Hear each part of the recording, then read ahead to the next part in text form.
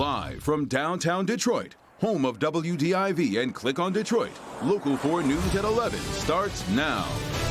Still lots of questions about where to wear masks, when, and all of that. But what about when you're working? Finally tonight, some clarification for businesses and their employees. All right, Jason, but first, breaking news out of Roseville, where a bad crash has sent 2 drivers to hospitals. One of them apparently had been on the run from police. Good to have you with us tonight at 11. There has been a heavy police presence tonight near 12 Mile and Hayes. And we're learning there was quite a bit of chaos leading up to the accident. Tim Pamplin has a night cam on the scene at the border of Roseville and Warren. The wreckers now arriving here at 12 Mile and Hayes to get this intersection open. The investigation on the scene here pretty much over and done with. The innocent victim was driving that Nissan Kicks crossover there. She was T-boned right on the driver's side there by the driver of this Crown Vic. He was fleeing from some undercover Warren police officers heading westbound on 12 Mile when, boom, he T-bones this vehicle. The driver of that vehicle is in critical condition. The person the police were chasing, he said to be okay. He's at the hospital for a few cuts and bruises. So again, to recap, the high-speed police pursuit through the streets of Warren tonight ends in Roseville here at 12 Mile and Hayes. An innocent victim in critical condition. That is the scene on the Roseville-Warren border tonight with a night cam. Tim Pamplin, Local 4. Okay, Tim. Each day is bringing changes to the mask policies at major businesses following the release of the new guidelines by the CDC just last week. Target today said guests and employees who are fully vaccinated are not required to wear masks. Meijer announced it will no longer be requiring masks for fully vaccinated people, but all employees will continue to wear them. Now, Kroger is still requiring masks for everyone in its stores. We've got an updated list of the store policies right now at clickondetroit.com. The changes, though, have a lot of people asking about workplace safety. Jason Colthorpe is live with that part of the story, Jason, and today the state weighed in, kind of. Yeah. Yeah, that's a great way to put it, Kim. And Meijer's a good example of one of the businesses wondering about what to do with employees wearing masks. Well, they and all the other businesses, like you said, got something official from the state today, although it's not really official.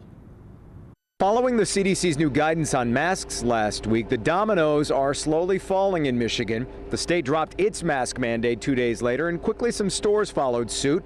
But what about their workers? In its statement alerting customers they didn't have to wear masks, Meijer said our team members will be while we evaluate regulatory requirements. Those requirements seem to have changed with this announcement today from the state's COVID-19 workplace safety director. MIOSHA will soon post updated workplace rules reflecting the CDC's recent guidance on face masks for fully vaccinated people, which is to say it's not official, but it will be soon. If there's one thing our members have learned over the past year, it's how to operate safely and protect their employees and their customers. The head of Michigan's Chamber of Commerce, Rich Studley, is annoyed that this non-order is trickling down well after the CDC's announcement, because as anyone who has seen an empty storefront lately knows, every day matters to businesses. How about if we start treating Michiganders as adults and allow individual employees and individual customers and individual businesses to make the adult decisions they're now capable of making and prepared to make. The state also said as part of that statement that until MIOSHA makes it official that employee complaints or investigations in the workplace should operate under good faith that the MDHHS order is the standard. And if that sounds a little confusing, it sounds like that to businesses too, and that's why they're a little frustrated, because they're hearing from MDHHS, MIOSHA, now also the Department of Labor, and of course the governor's office, and it all comes out at different times instead of all at once or in some coherent message. Back to you. Well, Jason, can MIOSHA not just rescind the order? Well, the Chamber of Commerce certainly thinks it can, although MIOSHA didn't give me an answer on that. However, we'll have to wait and see if it can do that. It also works under different time frames here, because only every 6 months can MIOSHA actually make changes to its guidelines. So we might have to wait all the way until October for it to be official, but again, work like it is official. Yeah, fascinating. All right, Jason. Well, FEMA's local vaccine clinics, including Ford Field, are now closed, and we've learned of their impact on the vaccination effort in our state. Right now, 56.3% of Michiganders 16 years of age and older have received at least one dose. FEMA administered nearly 275,000 vaccines just at Ford Field. Most of those doses were administered to people ages 30 to 39. People from 70 of the state's 83 counties got their vaccine through FEMA's site at Ford Field. Well, now to the state's coronavirus numbers. Michigan reports 2,230 new cases over the past 2 days. That averages out to 1,115 cases per day. The state also reports 20 additional deaths. Well, we are anticipating summer-like temperatures showing up just a day or two from now. Yeah, but we might have to get through some rain first, which we need. Ben's here with a look at our forecast. Hey guys, yeah, we're going to get that out of the way quick, and then we get to enjoy the rest of the forecast. But I'll tell you, when 78 is the coldest high temperature in your forecast, it is going to get warm. Let's look at the numbers that we're sitting at right now. Remember, average highs this time of year are in the low 70s. Not terribly far away from it, but we are starting to fall into the 50s in some spots, and will likely be at least seasonable starting tomorrow morning. Here's a look at the highs in your 4-zone forecast tomorrow. And again, these are going to be some of the coolest numbers we see. Close to 80 in a couple spots, but most areas should fall just short of that number. A lot of upper 70s out in Lenawee County, some mid 70s towards the lakeshore, 77, 78, those are your choices there in the west zone. And surprisingly, not all that much chillier in the north zone. Even some of the lakeshore locations only a few degrees colder than the inland locations. So once we get past Tuesday, that's when things really start to open up. We see the 80s start to show up Thursday, 88 by Friday, and you can see the averages there behind there, the low 70s. I think a lot of us would have been happy just with that. So after the above normal warmth, we get the summer-like heat, and we will talk rain chances. Time those out for you in just a few minutes, guys. All right, Ben. A Commerce Township man is in jail after police found his wife dead inside their home. When the victim didn't show up for work this morning, Oakland County Sheriff's deputies were called to do a welfare check at the Maple Crossing condominiums. That's near West Maple and Beck.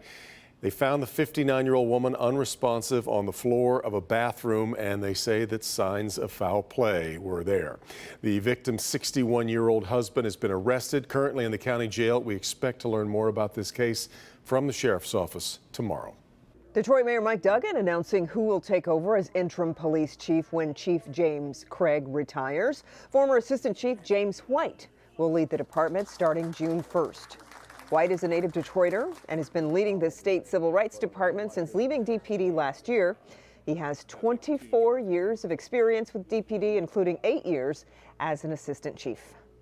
A police chief, and I'm quite certain that he will be the only police chief in America who's got a counseling master's, who's a licensed mental health therapist, because he sees people, the citizens interact with, as needing help in ways more than law enforcement. Right now, stability is important, and continue to move in the manner in which what the community wants to see. And James will deliver that. And White tells Local 4 he'll focus on increasing patrols and engaging with the community. President Biden is coming to Michigan tomorrow. He's going to be visiting the Ford plant in Dearborn, where the automaker will soon be building the electric version of the F-150 pickup. He's expected to talk about plans for the auto industry that are included in his infrastructure proposals. And we would expect also about the semiconductor shortage that has been causing such damage across the auto industry. Well, after a year lost to the pandemic, Detroit's Convention and Visitors Bureau says it has already booked 5 conventions for the year 2022. Our Mara McDonald is live downtown tonight. Mara, for those restaurants and hotels that have managed to hang on through all of this, there is hope. There sure is, Kimberly. They are so fortunate. I mean, the Convention and Visitors Bureau says they've got 5 conventions planned, but that's 2022. So what do you do between now and 2022? Well, they've got some ideas. Let me show you. COVID crushed the hospitality industry. The National Professional Convention Management Association puts the damage in the U.S. alone at $300 billion and $1 trillion globally. It's a deep pit to dig out from, but signs of a return to travel are already here. I see demand for travel really growing in the next several months. In the United States, we've got the largest in the history of the country. We've never had more personal savings than right now. And the number 2 thing behind home improvements that people spend their personal savings on is vacation travel.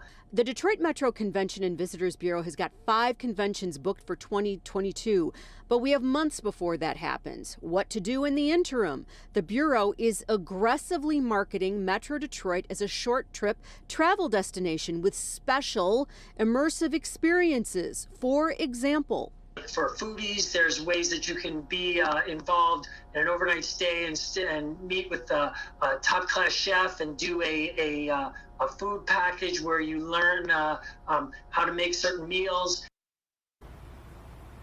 Back here live, they've got a variety of packages for foodies. Then they're doing something special with a bicycle tour. There's even something to do with pets. They are counting on all of us having a pretty advanced case of travel fever. We're live downtown tonight. I'm Mara McDonald, Local 4. Can't wait to see it all take shape here, Mara. We appreciate it. Well, it seems like this has been a tougher allergy season than most. It is not your imagination. In fact, you might be surprised by what the experts are blaming for that. I was just holding in a sneeze before you said that. Plus, perfect. A giant crack in a bridge is somehow missed during inspection and left for 2 years. Now someone has been held accountable. Also, it's tax day. The President and First Lady have released their 2020 returns, how much they earned, how much they paid in taxes, and how much they gave to charity. Next.